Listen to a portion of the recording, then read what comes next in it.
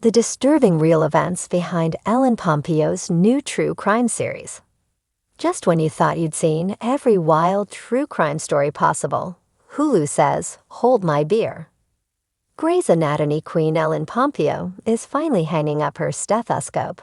Well, kind of, to star in Good American Family, an 8-part limited series that's going to have everyone talking. And trust us, the story is unbelievable.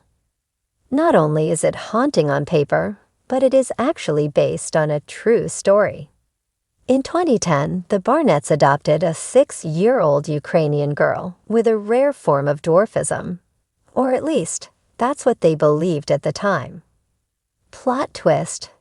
They later claimed she was actually a grown woman masquerading as a child.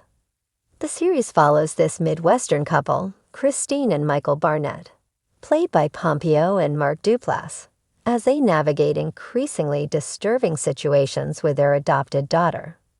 We're talking allegations of attempted murder, questions about age and identity, and enough plot twists to make your head spin. The series is based on the documentary The Curious Case of Natalia Grace, which was released in 2023 and dropped some major bombshells. It revealed how Natalia's first adoptive family, the Barnetts, legally changed her age from 8 to 22.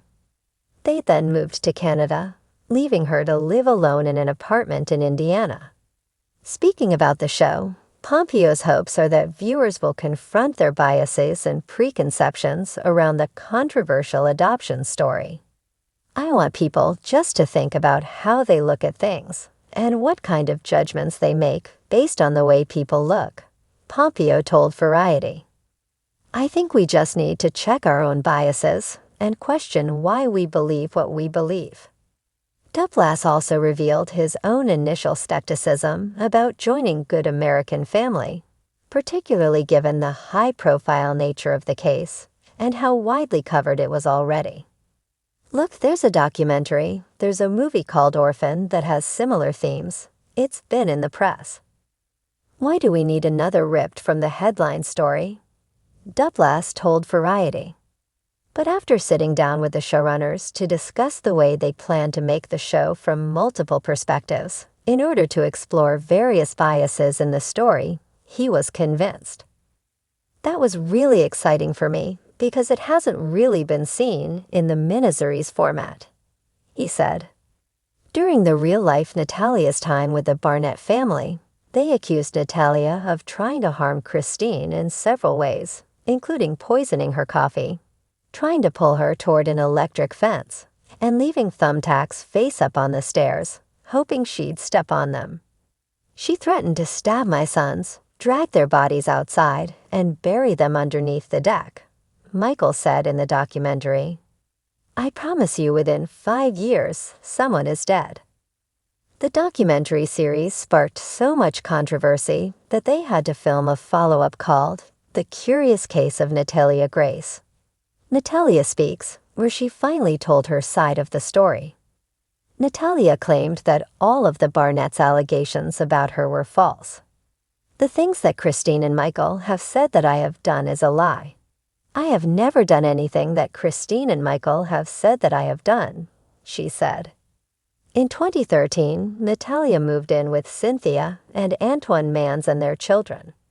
The Mans family stood by her throughout her legal battles, and even appeared on Dr. Phil in 2019 to confirm that she was a minor and didn't have the violent tendencies the Barnetts had claimed. In a third and final chapter of the docuseries, The Curious Case of Natalia Grace. The final chapter, the story took another startling turn when it is claimed that life with the Mans family wasn't as it seemed. Allegations suggest that Natalia endured both physical and financial abuse while under their care. Though Natalia never directly confirmed or denied these accusations, she did escape from the home in the middle of the night, which is shown in the series. She is now living with friends Nicole and Vince DePaul, a couple with dwarfism. At first it was bumpy because the Mans were still involved. They were calling Natalia constantly and trying to wheel her back in, Nicole told People. The upcoming series promises to dive even deeper into the psychological warfare that played out in this family's home. We're talking about the bone density tests that supposedly proved Natalia's real age and the absolutely wild courtroom drama that followed. Interestingly, Christine Barnett, the real-life mother who inspired Pompeo's character, has actually endorsed the show. When it comes to taking on this new role, Pompeo wanted to challenge herself to do something different. It was important for me as an actor to do something that I was afraid to do. It was important for me as an actor to play someone who is not necessarily the most likable person, she said to Vanity Fair. I have not done anything new in 20 years.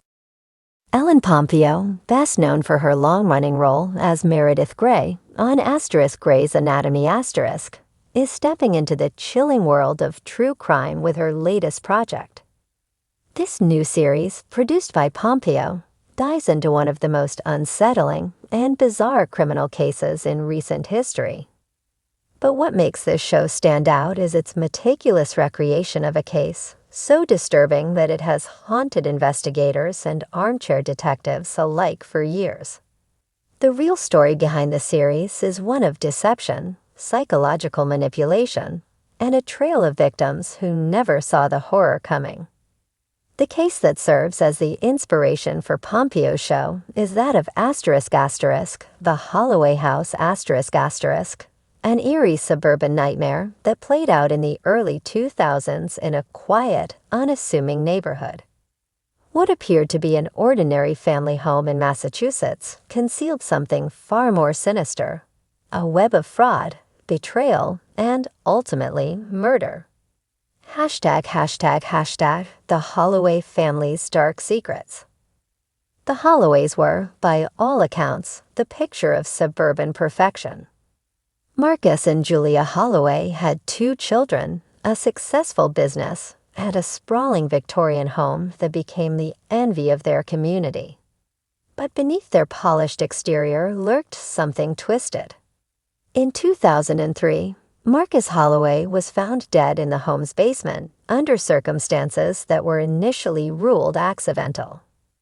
It wasn't until years later that investigators uncovered shocking evidence suggesting he had been murdered. Julia Holloway, once seen as a grieving widow, became the center of a media firestorm when inconsistencies in her statements came to light.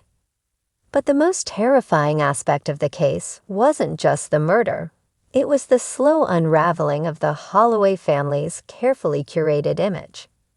Bank records revealed fraudulent activity, and anonymous letters sent to neighbors hinted at something far more malevolent happening within the walls of the Holloway home. One neighbor even reported seeing figures standing in the windows long after the family had vacated the property. #The Hidden Cult Connection. As investigators dug deeper, they stumbled upon something even more disturbing. Julia Holloway had been involved in an obscure secretive organization known as the Devotinists *. This group, which operated under the guise of a self-help and spiritual enlightenment program, was later revealed to be a manipulative cult that encouraged its members to shed the constraints of conventional morality. Emails and letters from Julia to the group's leader, a shadowy figure known only as Brother Eli, detailed her growing paranoia and her belief that Marcus was standing in the way of her spiritual progress. Cryptic diary entries uncovered in the home hinted at rituals conducted in the house's basement, with eerie references to cleansing the soul through sacrifice. Investigators believe that Julia, under the influence of the Devotionist may have played a key role in orchestrating her husband's death.